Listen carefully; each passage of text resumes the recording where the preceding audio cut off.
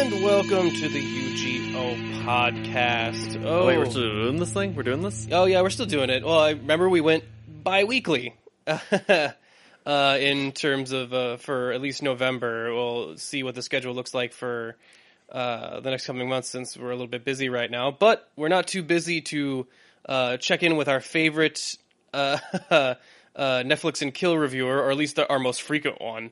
Miss Patience. Patience, say hi. Hi, everybody. Thanks for having me on again. I love this podcast because it's like, hey, we can talk about whatever the hell we want to. It's true. Oh, sure. And we usually do. It's pretty loose. Oh, yeah. And who's talking about whatever the hell they want to? Why, it's me, Nick the Merc with a mic, and my fellow Unapologist, Travis. the god of the pod himself. And we are just going to be talking about, it's just going to be kind of catch up today with us because we're in between recordings for Pod Against Evil. Everything else. And then we're going to do DaishoCon next week, right? I think it's next week, yeah. Yeah, DaishoCon's next week, so we're going to be doing that. It's going to be fun for us. We got panels and all that good stuff. And you can always, check out our podcast on that. I'm not sure if it'll go up the week after, probably the week after, maybe, the week after. That'll be 2 weeks. I think, boy, I'm so tired, guys. It's real interesting. But we have, news for today, and of course we have just catch up. But Travis has been watching some, basically some mandatory film school stuff of oldies but goodies. So I wanted to catch him up on some of that. And of course we want to check in on Patience and what she's been watching. I also want to touch in on some of the new releases that are out, because we did end up seeing Venom. Yeah, we did. And Overlord is out this weekend. It is. Me and Patience saw that one, so we can talk about it for a little bit. And yeah, it's going to be a fun time. Without further ado, let's just get to the first segment, which is the How We Doing segment. Which is kind of like all this is going to be anyway. Guys, how we doing? Doing all right. I can't complain. I am shocked and horrified because I had to do some training for my day job the other day. And it was a bunch of safety training. Right. And they... Is that where you blew out your back? No. Oh, man, my back hurts so bad. I actually hurt that, reaching for something on a pallet. Well, obviously you didn't take your safety training very well. Hurt. It was funny because actually I was sitting there in the safety training with this unbelievably hurt back, and I was like, God damn it, where were you a week ago? But no, I saw a video of a guy dying. Not only dying, he vaporized. What? Yeah. So they give us this training on electricity and whatnot. Arc flash, it's called. So what arc flash is it's basically lightning. Okay. And, well, it's the energy from some sort of transformer jumps from a conduit so that it can go to a negative space. The positive going to the negative. Basically how lightning works. Yeah. But from a man-made source, like some sort of generator or transformer. And they showed us what it happens to, they showed us some wildfires that it started and some... just some arcing, flashing between transformers on power lines. And then they showed us a worker working on one of these stations. And he was, just kind of generating. He was trying to work on this generator with the we saw it all through the security cam. And suddenly there's this big flash of light and fire. And the guy was not there anymore. And I thought he got knocked backwards and was killed via just electrocution. But the guy was like, no. That was a very powerful transformer and basically created this, it was like getting... A disintegration ray? Well, not even like getting struck by lightning. It would be one instant and then snap and it's done. And this guy got hit with a longer burst. So what he said was that the amount it generated in temperature-wise and resistance to... the resistance his body was causing was close to the sun. So he incinerated. There was nothing left of him. So you're talking about a real life thing, like person. This actually a real life happened. I saw a snuff film. They showed me a snuff film at fucking work, and it haunted me yesterday. Weird. I was like, holy fuck, because I I watched this man be there 1 second and then not exist in the next second. Got like Thanos. Yeah, except Thanos, you got a couple seconds to say bye to your buddy. You know, I don't feel so good. I don't feel so good, Cap. I don't feel so good, Tony. Mr. Stark, I don't want to go. No, this guy, they said they found maybe part of his glasses later. Holy fuck. Yeah, because there was nothing left of him. All of his, every atom of his, every molecule of his incinerated and was gone and destroyed. Electricity, girls and boys, avoid it. So that just fuck with it. So that just stuck with me all like yesterday. So what you're saying is we could have disintegration rays. I was saying that I mean they're not very practical because of how much energy you have to produce. Like because he was working on some sort of power plant thing of like an actual like lighting up the city, like something that was like generating a lot of power. Right. And yeah, it was crazy. But how about everybody else? Anyone else witness any deaths this week? No, my work had 0 casualties. I don't know. It was kind of boring week, I guess. Patience, how many murders did you witness? I didn't actually. Deaths? I didn't witness any actual murders, but I did witness a stabbing and a bunch of fist fights. Because my day job, I work in the music business. It's not very glamorous. It sounds glamorous, but it's not. In the music festival business. And so we worked Austin City Limits a couple of weeks ago, and people just got stabby at Metallica. And yeah, it's just like maybe they showed up for Death Clock instead. God damn! I don't know. It's like I don't know. People don't like it when we won't let them like get on stage or crowd surf. Same with Britney Spears, man. The Britney Spears concert the week after. I mean, people were getting all like pushy about Britney Spears of all people. You know, she doesn't even sing out like in real life, right, guys? You know, it's all lip synced. I'm here to see those lips move and other sounds come from some other place in the speaker system. That's my thing. Although she did do the palm, which is kind of Nick knows what I'm talking about. The palm. Yeah, she did do the palm on stage, so that was kind of cool. It was posted in our palm group because, so there was this movie at Fantastic Fest called One Cut of the Dead, where the main character does palm as a self-defense move to get out of a hold. And so, I don't think you're saying it right. I think it's pronounced more like pump. Pump. Pump. It's very important. I'm sorry. That's what I hear. So now we actually have a pump group on Facebook specifically with clips of people doing pump. So that's a thing. Yeah, I'm doing great. Thanks, guys. Yeah, so in between me just doing editing for Pot Against Evil and stuff, and doing some other work, I like had overtime at work at my day job, and so I've just had so little time to do anything. I did manage to throw the past of the 2 weeks, watch some movies with Travis as I was editing. So we got to, I mean, we actually went to the movie theaters. We should start with that. Patience, did you have a chance to see Venom? I have not seen Venom. I probably won't. It looks terrible, guys. No. It's terrible. There's a difference, patient. There's a difference. Travis came out of that movie super jazzed. I was having so much fun in that movie. So, oh my god, that movie is so weird. So, I guess we can just go into, like, if you don't want to get spoiled on Venom, go ahead a couple minutes, because I'm gonna talk about a couple things in the spoiler that might be kind of spoilery. So, Venom is such an interesting dumpster fire of a movie in that watching it is trying to watch a bunch of people really trying to make something out of nothing. And they know they don't have anything, and they know it doesn't make any sense, but goddamn if they're going to try and make a goddamn movie out of this. They went full effort on it. You got to give them props. And yeah, they they try and make the Venom thing work without Spider-Man. They try to make the symbiote stuff work without Spider-Man, and it's super weird. Like, they treat Venom as a Venom really is the only way. Actually, the only way the story works is if Venom is romantically and or sexually interested in Eddie Brock. I mean, you say that like they don't have a kid in the comics already. They, I never really thought of spawning like Carnage like that, but no, they have like a baby. They like, have a in, like, baby? Recent comics, there's a baby. Oh my Wait. god! Get into the times, Nick. Come on now. Holy shit! Venom and Carnage Okay. have a baby? No, No, Carnage is a spawn of Venom. Oh, Yeah, okay. Carnage is they reproduce that way.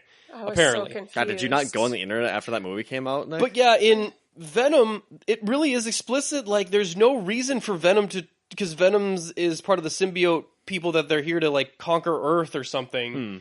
And he's like, I actually kind of like humanity now. What changed your mind? You did, Eddie. After what is like must be a couple hours of being together. I mean, it was like a day or two, wasn't it? Like, it was so fast. And the movie's pacing is so weird where it takes forever to get there, and then suddenly the second act rushes right into the third act like you wouldn't believe. And I love that... sorry, Patience is distracting me by sending gifs of Venom licking Deadpool or some sort of cosplay thing. And yeah, there's a point in the movie where, and here's where the spoiler comes in, where Venom has to has to get back to Eddie by making out with him via his old girlfriend. Yep. What? Yeah. Yeah, That it's doesn't even so make any crazy. sense. It's Even so my crazy. alcohol-riddled mind can't make sense of that. Like, I was in the theater and I was like looking over at Travis, is like, what the fuck is happening Like right now? the best thing. Like, what is that? And it really is she Venom. It's like got tits and it tongues him until it's back inside him.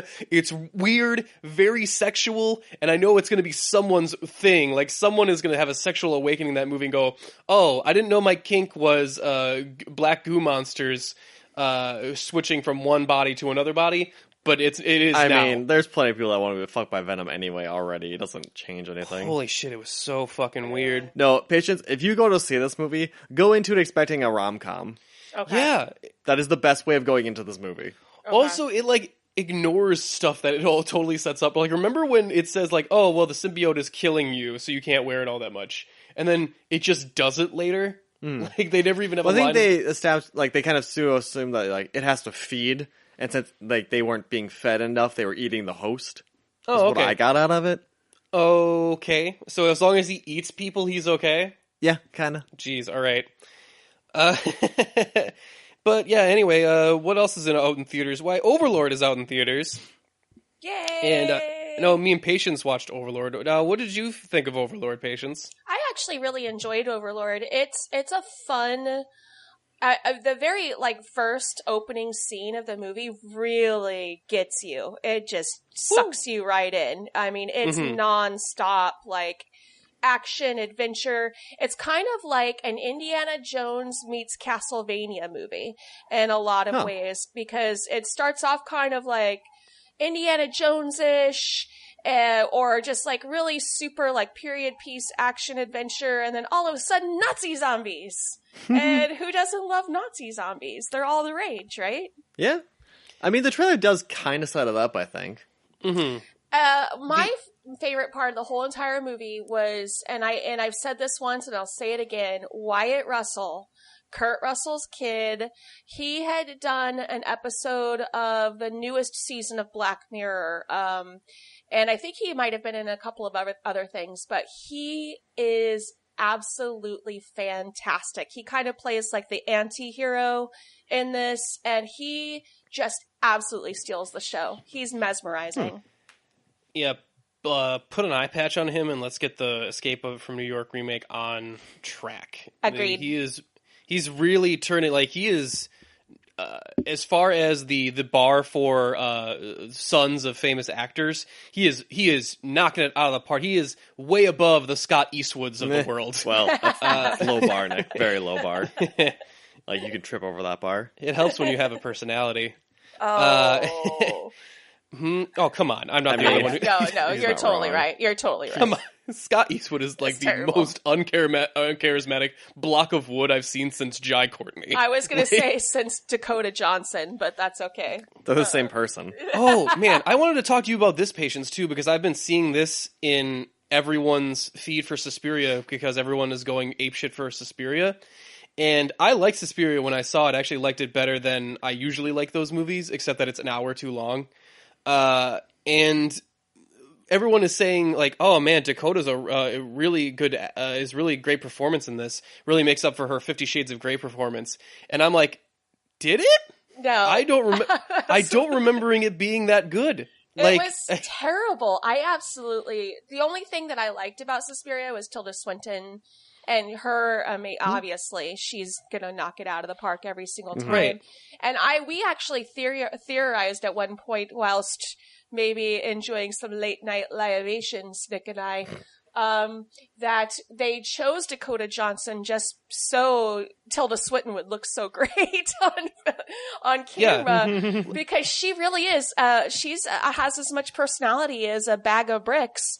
I will say this, I did like Dakota Johnson in Bad Times at El Royale, but I think it's only because she had like 3 lines in the whole entire movie. So the less you see of her, the better. Yeah, absolutely. It's like that with a lot of actors, though. I mean, normally I'm not as good of a eye for actor. Like, for an actor's performance, it has to be really good or really bad for me to really take notice of it.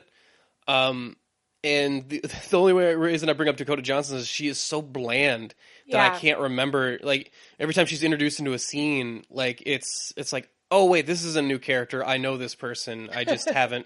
She's just left so little impact on me. I can't remember her. It's kind of sad because she almost fits into the white guy number system we have. Right. We need she doesn't meet the Jai Courtney system, but or Taylor Kitsch. Jai Courtney was really good in Spartacus, guys. Dude, he's so good in Spartacus. That's what makes me when I go back and watch like the season 1 of Spartacus, which I don't really ever do, but like when I watched it the first time, I was like, "Holy shit, Jai Courtney can act." I don't know what made him stop doing it, but he really's good. He's really good in this. Yeah, but every other thing, I agree. What was it? Divergent? Was it Divergent that he was just right. he Dakota Johnson the whole entire movie? We're gonna that's our thing now. Dakota Johnson. It's a verb now. Maybe I'm just missing it, and I was falling asleep in that movie, and it's way too fucking long. Yeah. It's Speaking of, you heard that the new Avengers film is supposed to be 3 hours long? What? Yeah, that's too long. Like, even me, I like the Avengers films, but that's too goddamn long. I mean, for me, it's an hour and a half, and you get 2 hours if you really need to tell the story. But after that, I'm really, like... You better be, like, keeping our attention. Yeah, because that would mean the Avengers film was longer than Suspiria, and I don't know if I can do that. But yeah, we also watched some other stuff this week. I heard a rumor that Travis watched some old school stuff that he had never seen before. Big surprise. I mean, name a movie. I haven't seen it. Well, it turned to me like Travis has to watch some of the, like, sometimes I'll put in the more classic stuff and we'll watch it and talk about it. Like we previously watched Smokey and the Bandit for a little bit, which was an educational experience. So that was more fun. Like a history lesson. When Burt Reynolds first passed away, I was like, you never seen Smokey and the Bandit? All right, we'll watch Smokey and the Bandit. And then this week we watched The Godfather. Yes. As I was editing.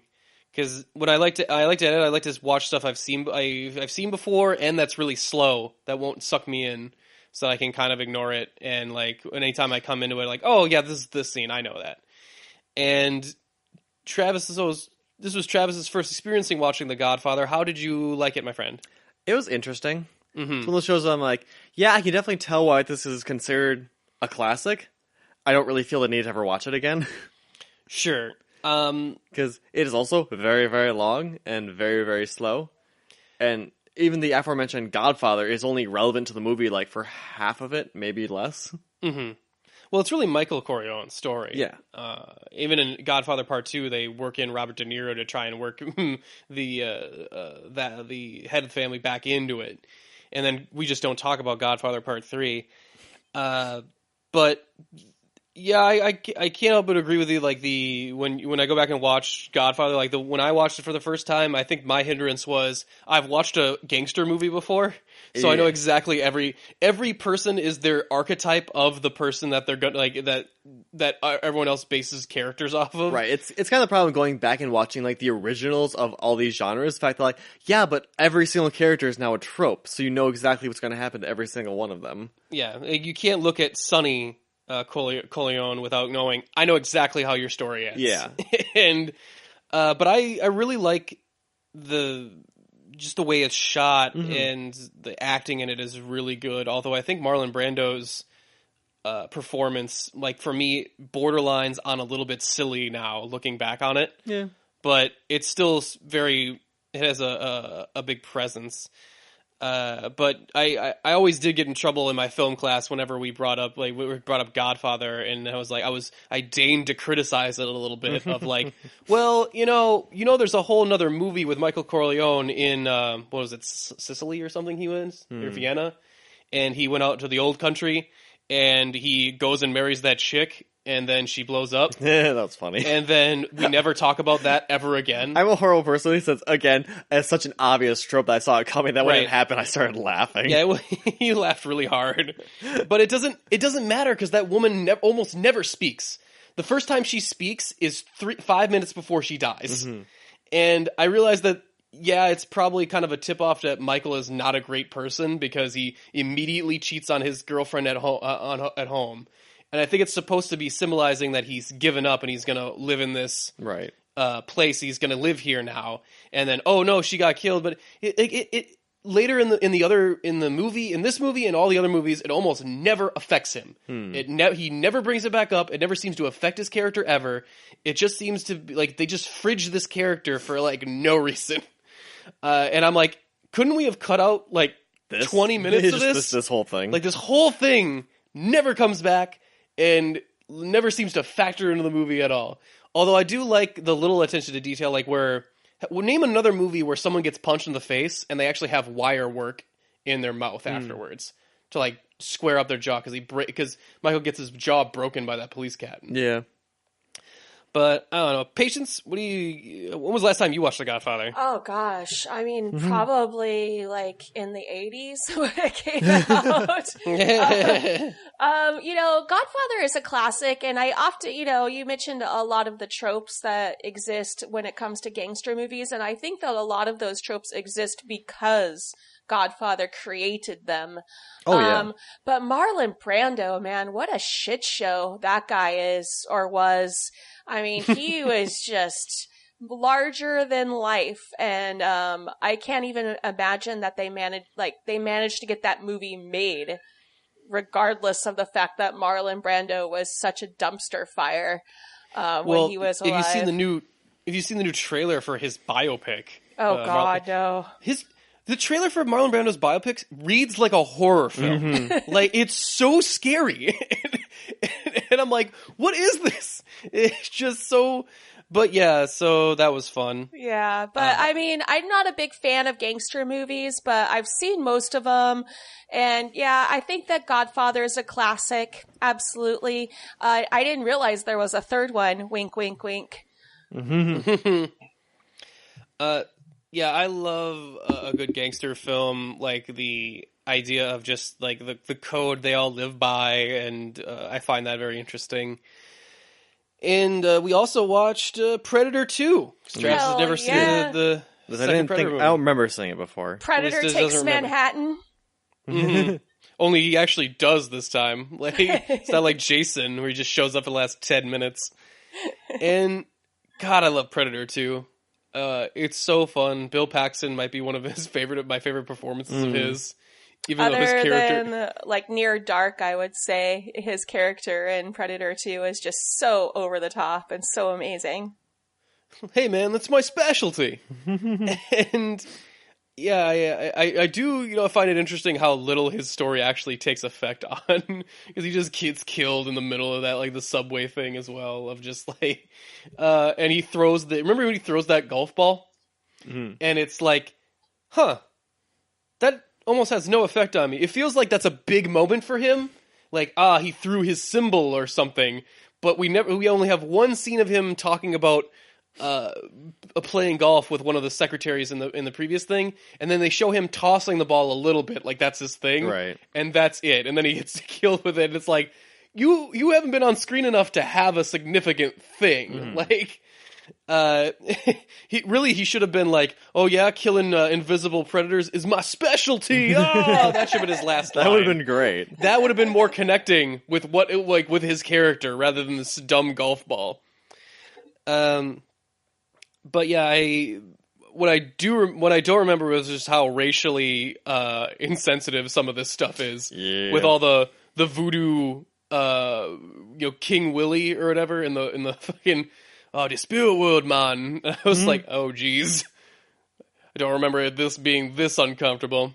Also, Gary Busey in there right after his accident, I think. So right at originating crazy Gary Busey. Mm-hmm. So. Yeah, that was fun.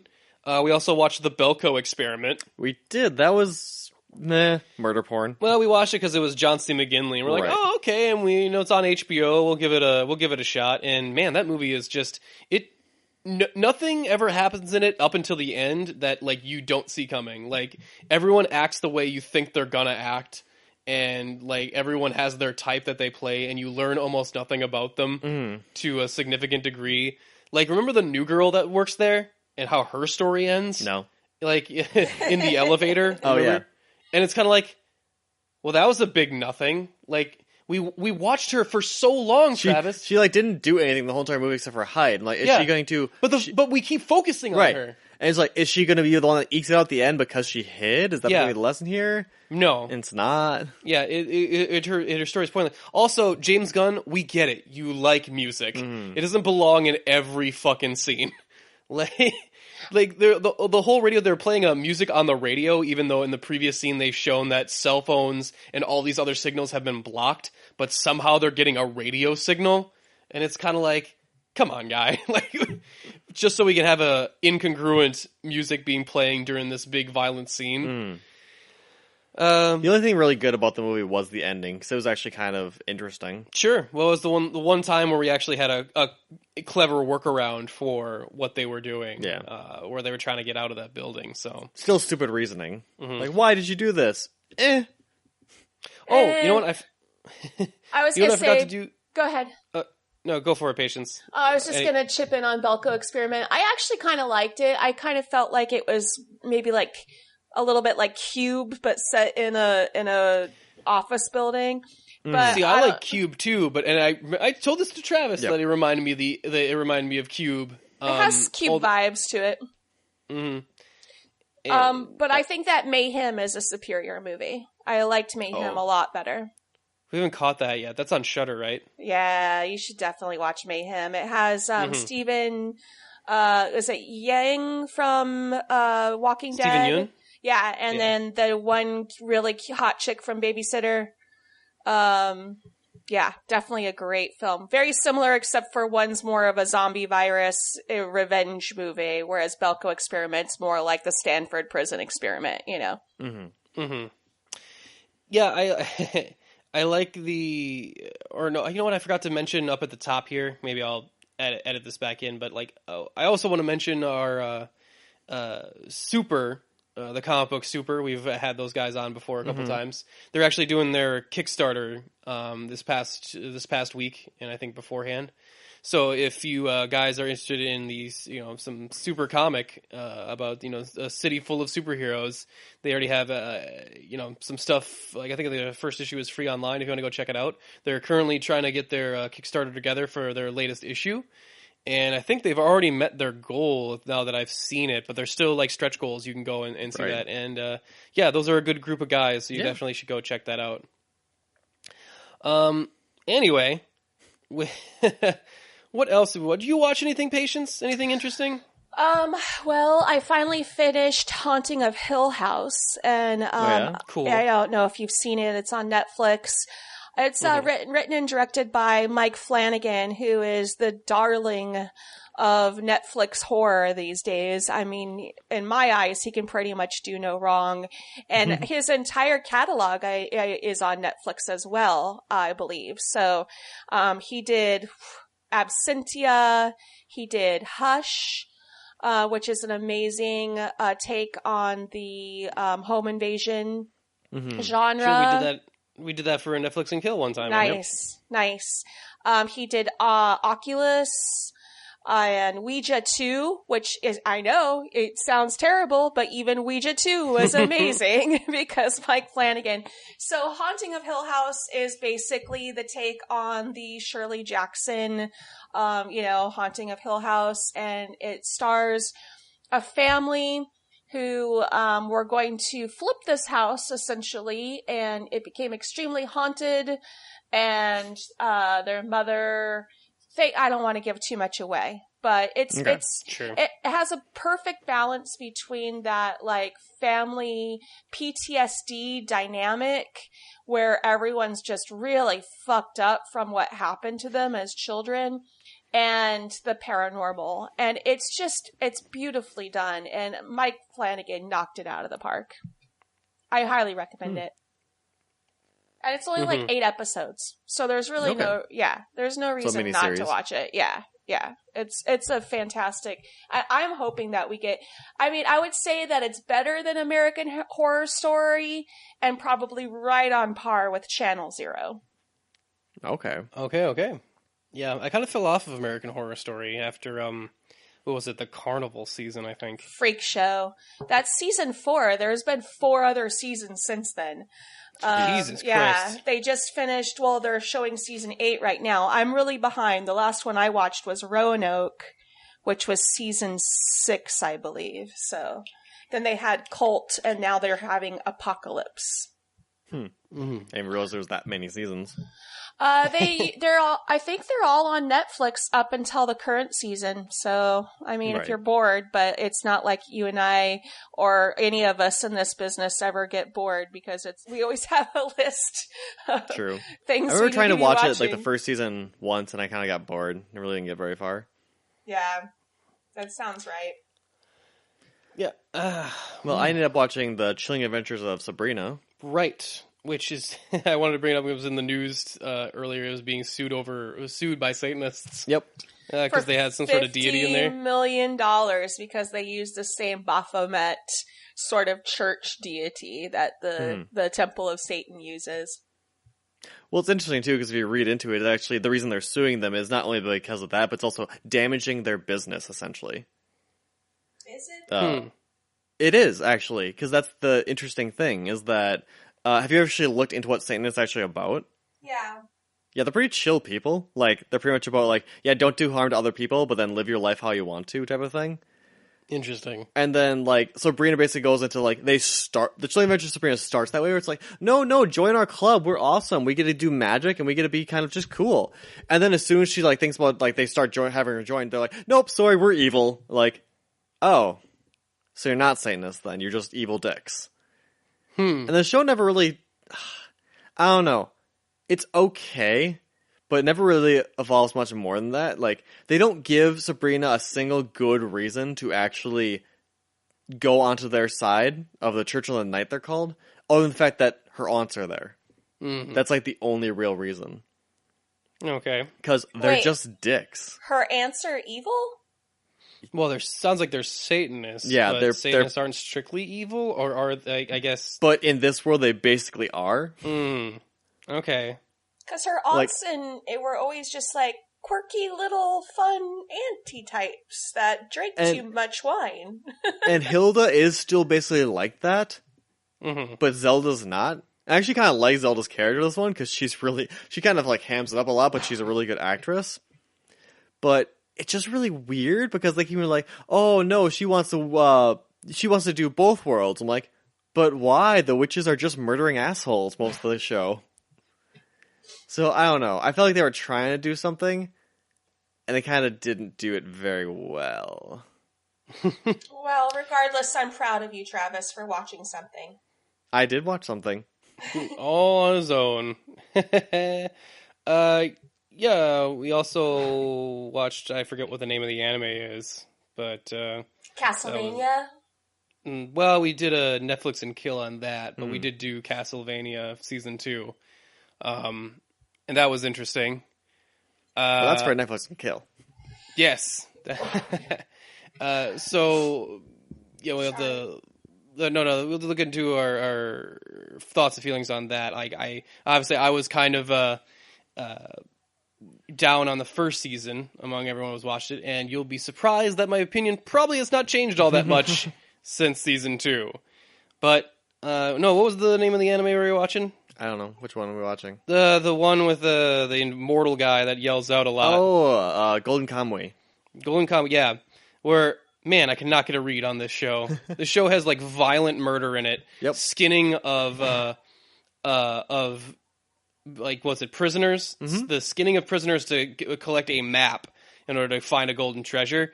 But also it has like a cutesy relationship with a young girl who teaches, like, it stops the show every once in a while to just have food. Every episode shows the characters eating. Yeah. Every single episode that I've seen Explains exactly what they're eating, how it's prepared, and it really... So it is a back and forth a ride here. It's a very unique show, too, with a character who is, like, basically shouts, "I'm immortal," every time he gets in trouble and then never dies, so we're pretty sure that is his catchphrase to make himself immortal. Mm-hmm. So you're saying if I shout that before every time I get into a weird environment, then it's going to be okay? I mean, it can't hurt to try. I mean, it works for this guy. I mean, I Like, well, Patience, think of it. How many times have you died? That's a good point. I mean, come on. Mm-hmm. Good. I mean, I can't argue with your logic, Travis. It's infallible. Oh, yeah. Here's a update on something I have not watched. Any of the Arrowverse stuff since it's come back. Ooh, boy. Yep, I'm still not watching it. So I think, like, I keep saying it, but I think this might be the time it's stuck, because I really have feel no need to go and watch it other than Legends of Tomorrow I should really catch up on. But, yeah, that's what we've been watching. Or just their crossover verses, because those seem at least entertaining. Yeah, we got a while to wait for one of the crossovers. They only have like the one of them, and usually it's the wrap up of the first half of the season or the episode beforehand. So I got a little time to wait and catch up. Let's see what else. Oh, how could we forget? We watched the Scooby-Doo animated crossover with Supernatural. Oh god, that was fantastic. Wow, that was fun. So yeah, like I have not watched. Like I think I watched the first half of season 1 of Supernatural. And then I was like, this show's too CW for me. And then Travis had me watch one of the Groundhog's Day episodes, and then now I've watched the Scooby-Doo episode, which I thought was very funny. Like, it's very self-referential, and also they bring in the style of Supernatural into the Scooby-Doo universe of, like, people are found dead in horrific ways, and the gang just kind of, like, walks it off like, oh, this is probably the first time they've seen a body this eviscerated, and they're like, oh well, I guess it only happens when they get hurt, when they get, like, Fred gets a bloody nose and then Shaggy's arm gets broken. It's like, holy shit, we just got hurt. No, like, Shaggy even mentions, like, I've jumped out of an airplane without a parachute before, and I just, like, landed. And I just landed, and it was fine. And they realized that the Shaggy characters can die, and it's like, no, it was like Sam and Dean are like, oh man, we could die. Fuck that, Scooby-Doo could die. That's not happening. I'll take a bullet for that dog. Which I just thought was really funny of just how big of a nerd he was for Scooby-Doo. Although we did have a, like, scary revelation of, like, when they saw, like, the mutilated corpse, and they were just like, Jinkies, let's go solve this murder. Yeah. And they, like, walked away, were like, are we only seeing this mutilated corpse because Dean and Sam are here? That this always happens? We only see it from, like, the Scooby Gang's lens? Well, once they realize that magic is a thing, they all have an existential crisis about it, which is really funny. Like, oh my god, my life is a lie. I've been unmasking masked hoodlums for my entire life. when I could have been out doing something important. Everyone, and they have to like lie to them later to like set things back to zero and set things back to normal. And it's like, I can't believe this. Like, yeah, there's been movies where you've dealt with real spirits before. Yeah. So I don't know. Well, pretty much every single actual movie is a real supernatural thing. Yeah, it's always a cute thing of them like dealing with an actual monster or something, because that's what they think. Like normally, that's what people are like. Oh, what if it's an actual monster they have to solve? That's everyone's original take. It seems like for when they do a movie. And yeah, I liked that, and I liked that at the end of it too. The reason that they're in the Scooby-Doo universe is because of an old man doing a fucking real estate scam, which is just hilarious. Like Dean solves it with an ascot on. I just thought it was really funny. But yeah, I think that's pretty much everything we watched. Patience, did you have anything else that you caught up on, or maybe rewatched at all? Oh, jeez. No, I don't think so. I mean, I watch a lot of Food Network shows, so I'm really into Hell's Kitchen right now. So. Great. Nothing wrong with that. Those shows are fun to watch. Like, yeah, I mean, they're really great to have on in the background while I'm watching movies on my laptop. So you get to get both, you know. So yeah, I've been watching Hell's Kitchen, and yeah, I haven't had time to watch anything good. Well, yeah, also, I guess we can mention for a minute, like, Overwatch got a new character. Or it's getting a new character. It's getting a She's new on character. the PTR right now. Played by Jennifer Hale, and we all know how much I love Jennifer Hale, so that's fun. As a cowgirl, which is really fun. They got flack for like, oh, another white chick, huh? Which, yeah, I mean, you can definitely see it from that aspect. Although Overwatch does make kind of a point to have a very diverse big cast, almost to a cartoonish degree with some of the accents. Yeah. So you can argue about how well that representation is, but I like the character. I think she looks fun. I'm interested in what she seems actually kind of normal considering the stuff they've been adding recently, like the Wrecking Ball was just weird. Wrecking Ball, and robot defense matrix turret that is Oriza or whatever it is, and so just having another cowgirl person. All right, I guess, and that was the big thing for me. Speaking of cowgirls, I have been watching a lot of Red Dead Redemption 2 gameplay lately. Oh, yeah. Which is amazing. I'm so happy that it sort of is as good as the first Red Dead Redemption. No, I guess technically it's the second Red Dead Redemption because Red Dead Revolver was the first one. But right. Yeah, but no one remembers Red Dead Revolver. Yeah. But their cutscenes of skinning animals have gotten a little bit more graphic, which kind of makes me happy in a weird way. It would. And John Marston's still in it. I don't know if you guys have had a chance to play any of it yet, but it's a solid sequel. Very happy. Before I get to that, I'm going to finish up God of War, and then after that, I'll probably be the Spider-Man DLC with Black Cat. Yep. And then maybe I'll get into Red Dead. If I don't get into Assassin's Creed, what's it called? Odyssey. Yeah, that game's pretty fun. Still have to beat that one. Straight up, just quit Spider-Man's fantastic, but we just straight up quit it in the middle just for Red Dead because, come on, we've been waiting 5 years, guys. Come on. Yeah, I actually pretty much did the exact same thing about Assassin's Creed Odyssey. So I'm like, okay, this seems fun. Get sucked into it. Like, okay, well, I'm just going to keep playing this then. Mm-hmm. Nice.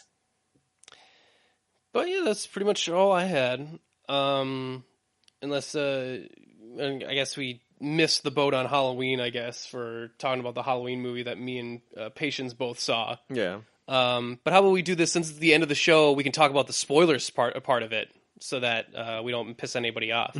So you want to get out of here before we spoil Halloween for you, then, leave right now, and, hopefully you join us next week. But for everybody else, we're going to be spoiling Halloween in a sec here. Oh, I should give everyone a chance to check out Patience and stuff before they turn this off and go, no spoilers. Patience, where can they find you on the internet?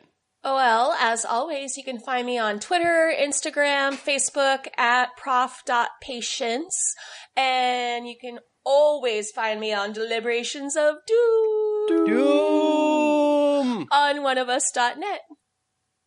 Great. And of course, you can follow us on the UGO Podcast on Twitter at UGO Podcast or Instagram. You can always follow us on our Facebook page, email us at unapologeticgeekgoat@gmail.com, or, subscribe to us on iTunes, Stitcher, wherever you listen to podcasts. Give us a 5-star review if you have the time. It really helps us out with that algorithm. Okay, is that it? Everyone done? Okay. So let's talk about Halloween spoilers. Since it's a couple weeks out, we should be pretty safe on it anyway. Can we do like the Scooby-Doo, like... No? We old man Myers was you the whole time. So, Patience, you weren't as crazy about the Halloween as I think everyone else was, correct? Yeah, I'm not super. I thought it was bland, to be honest. I like the whole Jamie Lee Curtis or Laurie Strode coming back as the Sarah Connor kind of I am a strong, empowered woman and I am going, I'm ready for, you. I'm ready for you. But in reality, this movie is mostly about her really terrible relationship with her daughter and with her granddaughter, specifically, who still wants to give her a chance, but her daughter is written her off. Judy Greer, yeah. And it's mostly about their relationship as a result of, Laurie's, I guess, PTSD from, 40 years ago. They wipe out all of the other Halloween movies, so I don't see why she's so traumatized. I mean, it was really just this one time when she was a teenager. Get over yourself, Laurie. They wipe out Halloween 2 as well, because she's no longer Michael's sister. And H2O as well. Right. And depending on the continuity for Halloween is so fucked up. So I did feel that it was interesting to me watching it. I was like, huh, his obsession with her seemed to be very off of just happenstance from the first movie. Then of just she was the one at his house at the time where he went back, and. Yeah, I mean, they made that whole point, it's whoever's in his house. That's the stupidest thing I've ever heard of. That doesn't even, whatever. You're gonna wipe out, 40 years of Halloween movies for that. Mm-hmm. Well, then you go back and his kill count is very much reduced, so people still whispering his name and stuff seems kind of weird. Yeah, without all the... previous things happening. Right. So, but yeah, I mean, I would wipe out the Curse of Thorn and all that other shit anyway. Oh God! Oh my Lord. What really struck me was the second act, where they do some interesting camera stuff of showing the camera in one-shot kills with Michael Myers just going down the street into one house and then the next, and just non-broken up shots and just killing people. Which I thought were visually interesting, but they rob the kills of a lot of suspense because they're so fast because of the camera trick. They can't keep it going for very long. That sounds more like an action thriller type thing than a horror movie. Well, then they switch it up later, where the other babysitter gets killed. They switch that up to where more traditional Halloween fare. And I love the black kid in it was hilarious. Yeah, I mean, you can definitely tell that Danny McBride is behind a lot of those great jokes, especially with the little black kid. Mm-hmm. Which is funny because during the Q&A, we got the question of well, you did seem to inject some humor into this. How is it balancing this humor? And he kind of took the question as well, I mean, I didn't really write it with the humor in mind. I wanted to make it a Halloween sequel. I'm like, dude, you made some parts in this way funny. The black kid is only there for comedic relief. I don't understand what you're talking about. And yeah, the second act also going into the third act, there's this big twist with the new Loomis, as they say, the doctor, which here's the big spoiler for this movie is that the doctor seems to be the one that released Michael in the first place to witness him in his natural habitat. Oh. Yeah. And it comes, he starts to wear the mask in the middle of it too, and it comes off as really silly. You have to go wait, what? Yeah, it sounds a bit weird. And That sounds like the Belko experiment. Like, that just seems stupid. And then he puts Michael, while he's still alive, in the back of his car, and he's surprised when, like, oh no, Michael, don't crash the car and kill me. And it's like, that's exactly what he was gonna do. I don't understand what your plan was. It's just kind of dumb. Like, did you not realize that you were part of the experiment? Like, it's like, it was very ridiculous. It's a hard pill to swallow right before the third act. But for me, the third act actually picks up with this Home Alone thing with Laurie, and where she's like going through the house by house, eliminating rooms, and then closing the gates on each one of them, which is pretty cool. But yeah, Patience, what do you think about the third act? I just have to bring up the car part real quick because, okay, so Michael Myers has been in an insane asylum for 40 years, and all of a sudden he knows how to drive a car. I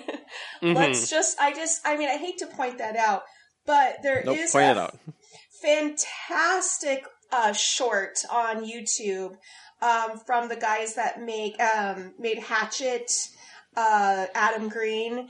They did this. Great. Yeah, they did this rare deleted scene, like not Halloween knockoff of how Michael Myers getting his driver's license, and I can't rave about it enough. It is absolutely fantastic. So definitely check that out when you get a chance. Otherwise, the third act, yeah, that was kind of what I wanted the whole entire movie to be about.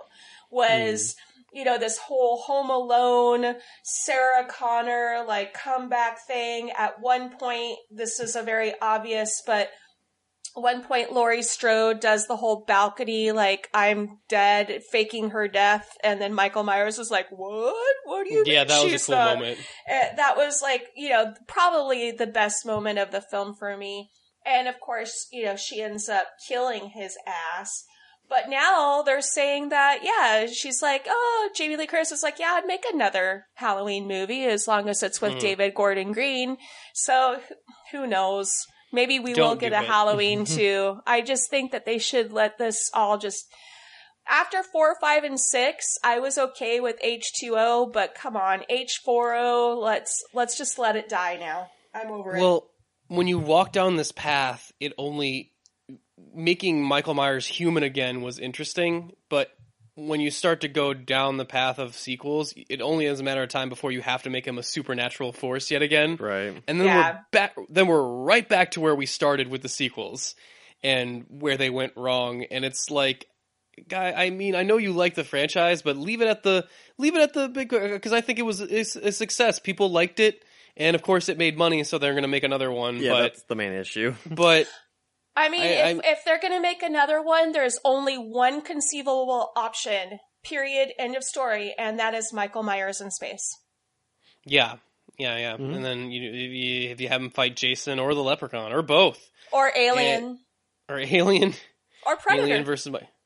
Alien versus Predator versus Michael Jason Myers. Versus Freddy. Well, let's just do it all. Let's have a melee. Battle Royale. In space. In space. I'm okay with this. I love Judy Greer's final moment too of like breaking down and then like, gotcha, you bitch. It really reminded me of Cheryl from Archer, when her voice got that like low, like, got you. And the moment where they set the whole house on fire was cool, but I really thought like when he's just looking at her in the looking up from the basement, I did have the thought, like, there's a gun right there. Like, I know the whole building's on fire, but why not plug him a little bit and make sure? Just an additional tap. Like, don't be afraid of the double tap. Take his ass out. And, yeah, so maybe do another movie where the teenagers are all different. Like, he hunts another group of teenagers. And or maybe bring back the boyfriend that was a jerk out of nowhere in the second act and then is never brought back up again. Like, that was a pointless subplot. And yeah, that was an interesting movie. I think it's like my third favorite Halloween film, I guess. Okay. Second favorite, maybe. Depends. I have to watch the 2 and 3 again, I think. Don't. I mean, 2... God, I just watched all of these for Deliberations of Doom. We did everything but the Rob Zombies. And because no one ever wants to do the Rob Zombies, which I think they're their whole own bag of worms. Yeah, I mean, I think the first one is fine, whatever. But I never realized just how bad, like, especially Curse of Michael Myers, the 6th one with the Rune of Thorn. Oh my God. And that's Paul Rudd's actorial debut. Paul Stephen Rudd, you mean? Say it right. Sorry. Paul Stephen Rudd. But 2 is okay. It's fine. 3 is just so misogynistic, and I mean, I've never liked Season of the Witch, and I think I like it even less now. Mm-hmm. That stupid jingle was Silver Shamrock. Yeah, I love the jingle. It's pretty good. I think there's a reference to it in the new movie too. You know, I also like the idea too. I'm not sure what the movie's trying to say too by the end of it, where they use their PTSD doomsday prepper skills to defeat Michael Myers. If it doesn't ultimately work, then it was a real pointless thing, because she destroyed her whole life because of this one night in Halloween. Yeah. And like, is it supposed to be worth it because they got him in the end? I'm like, well, you destroyed, like, you've lived most of your life with a shitty relationship with your daughter. Mm-hmm. So I don't know if, like, you've won this. Like, yeah, but I survived now. 40 years later, you finally maybe survived, depending on the sequels. They're probably gonna die, like, 5 years later from stress. Right. I would just live well, man. Like, just enjoy my time. Especially if he's gonna take 40 fucking years to get out. Man, right. Really? Really spent that time well. Mm-hmm. Also like that he kills kids in the movie, or at least that one kid.